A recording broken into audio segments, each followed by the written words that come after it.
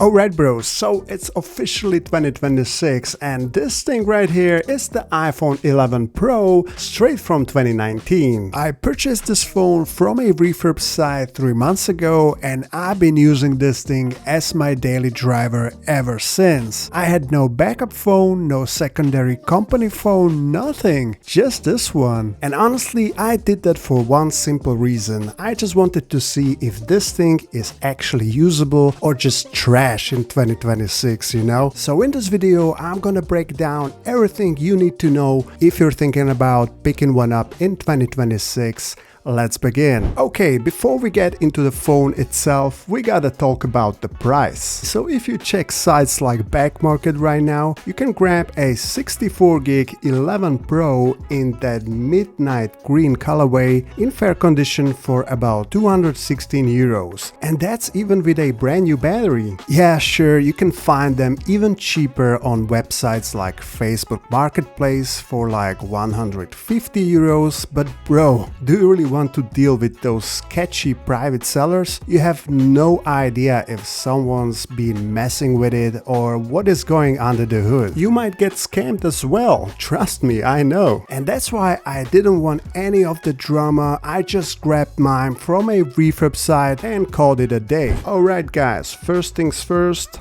Let's talk about the battery, because this is where things get interesting. My 11 Pro showed up with 100% battery health, and after using it for 3 months, I'm already down to 97%. Now that's a pretty steep drop if you ask me, but to be fair, I didn't pay for a brand new battery when I ordered it, so I can't really blame them for throwing in some random cheap aftermarket battery, right? But even with that drop, the battery life has been totally fine for me. Just to give you a rough idea what to expect, I did a little battery drain test for you guys. Let me show it to you. So first, I left the phone unplugged overnight, roughly 10 hours in pure standby mode, and the battery only dropped about 10%. But right after that, I let it play YouTube in 1080p HDR for another 2 hours straight, and that got the battery down to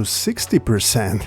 Yeah, that OLED panel sips battery like crazy. And right after that, I did a quick 30-minute Roblox session. You know, playing Dead Rails, that's my favorite game now. And that dropped it to about 40%. Now look guys, I know this isn't some super scientific lab test or whatever, but in my experience, I never had no battery anxiety with this thing. Like for real, it never died on me once. It just lasts all day. Alright guys, let's get into the performance. Now, I've been running iOS 26 on this thing since day one, and I'll be honest with you guys, I did notice some lag at first, especially right after I upgraded from iOS 18. The animations were super choppy, but I actually found a quick fix for that. What you want to do is head into your settings, then hit accessibility, display and text size, and toggle on reduce transparency. That basically turns off all the fancy liquid glass effects, and suddenly all the animations feel way smoother. But from my experience, right after 26.2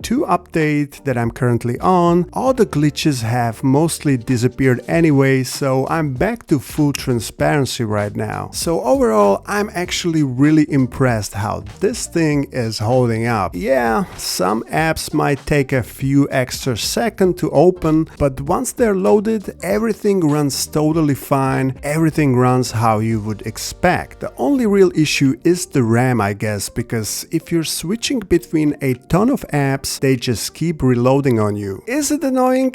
Yes, but honestly, you get used to it. If you mostly stay in one app at a time, you'll be totally fine. Now, this guy is rocking the A13 Bionic chip clocked at 266 GHz paired with 4 gigs of RAM. As for gaming, this chip is actually plenty powerful. It can still run most of the games just fine. The CPU isn't the problem here. The problem is the storage. You see, if you get the base 64 gigs gigs model, you're gonna struggle a lot. You just won't have any space left to actually install your favorite games. Now look, I barely have anything on this phone, almost no videos or photos, just the apps that I'm actually using daily, and I'm already at almost 62 gigs out of 64. And the worst part, there's no 128 gigs model. So if you're a gamer, honestly skip the base model entirely and go with the 256 gigs version or even the half terabyte one, because with the base 64 gigs you're gonna run out of space on day one. Alright, so let's talk about the cameras for a second. You're getting 4 12 megapixels cameras in total, 3 on the back and 1 on the front, and honestly they still hold up really well. The one thing that I really love about the 11 Pro is that it doesn't make the photos look fake. It doesn't over sharpen everything, and it doesn't have that heavy AI look like the newer iPhones. I mean, it just looks natural. Alright bro, so the big question is, should you actually buy an iPhone 11 Pro in 2026? Honestly, yes, why not? If you're looking for a solid budget iPhone, this thing is still 100% worth it even now. My only real advice, please do yourself a favor and don't buy the base version like I did. 64 gigabytes is basically a trap.